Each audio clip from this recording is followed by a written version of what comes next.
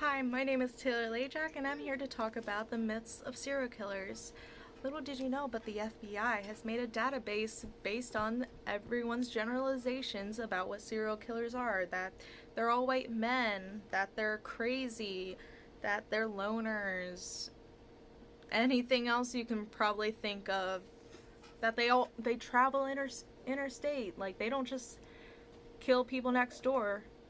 So how this relates to everybody is, well, just like that. They can be next door.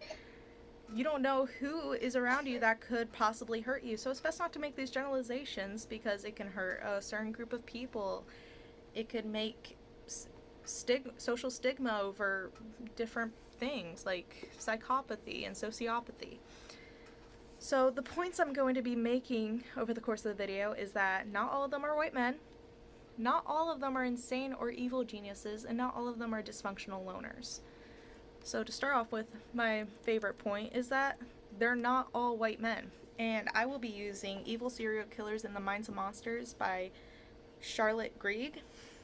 This book has tons of pictures of serial killers, so I'm using this as a reference to this section to show that there's more than just white men that are serial killers. So the main examples I'm going to take are Nanny Doss, who killed 4 of her husbands. Then Belle Gunness, who also killed her husbands. And I think the most commonly known in modern day is Eileen Wuornos, who killed many men as a prostitute. And then to shift from gender, we're going to go to race. Pedro Lopez, Hispanic. Oh, wait. Sorry, missed a page. And Richard Ramirez, also Hispanic. And then John Muhammad, black. So as you can see, there are plenty of serial killers who are not just white men. And this generalization is probably easy to make because the majority of America's population is white. So on to our next point though, they're not all insane or evil geniuses. So first off, this creates a stigma around mental illness like psychopathy and sociopathy, as I said earlier.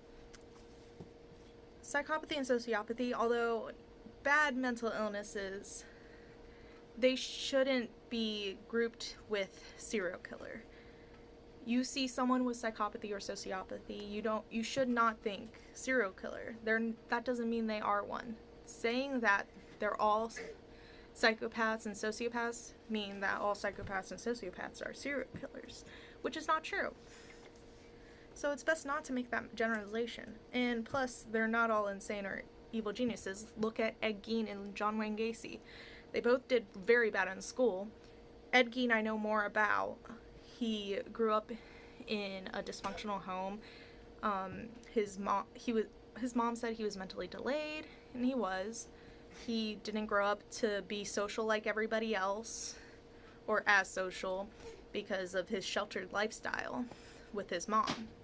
But that's just some examples of how they're not all just evil geniuses. Like, they're not super smart or charming, especially Ed Gein, because he was pretty ugly to his friends, his peers. He had a lazy eye and a ulcer on his tongue, something like that. And on to our last point, that not all of them are dysfunctional loners. So they hide in plain sight. They are out in the open. They want to converse with you. They want to hang out with you. They want to be known in the community. This makes it easy for them to have alibis, to make friends, so that way maybe someone will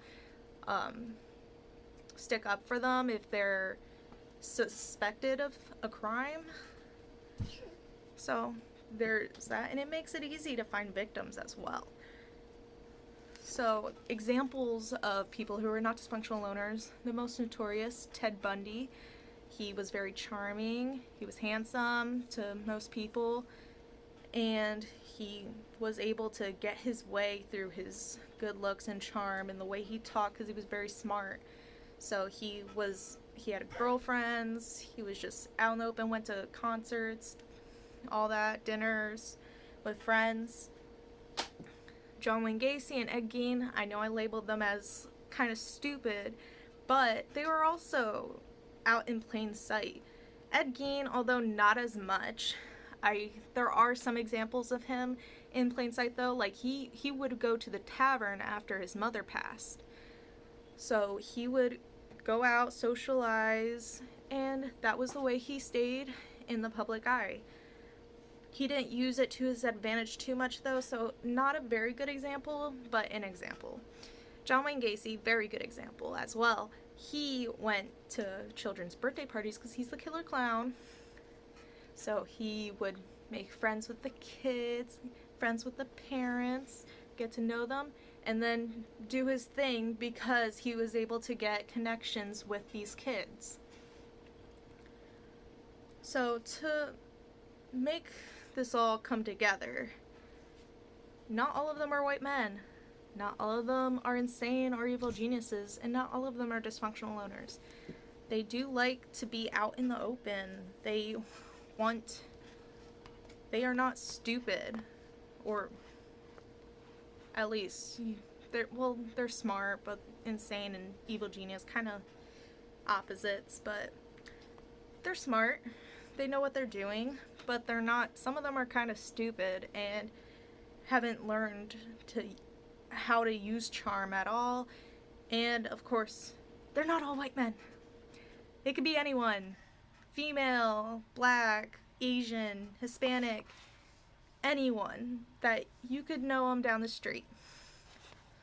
So the importance is just not to generalize. It hurts groups of people, creates stigma around mental illnesses. So just don't make those generalizations. This can help you also to realize not to trust everyone. I know we want to trust everyone. We want to trust people so bad, but sadly we cannot in this world because there could be not just serial killers, but serial anything criminals. So it's just best not to trust everyone, even though we so likely would. And to be honest, we shouldn't, because there are as many as 50 serial killers today.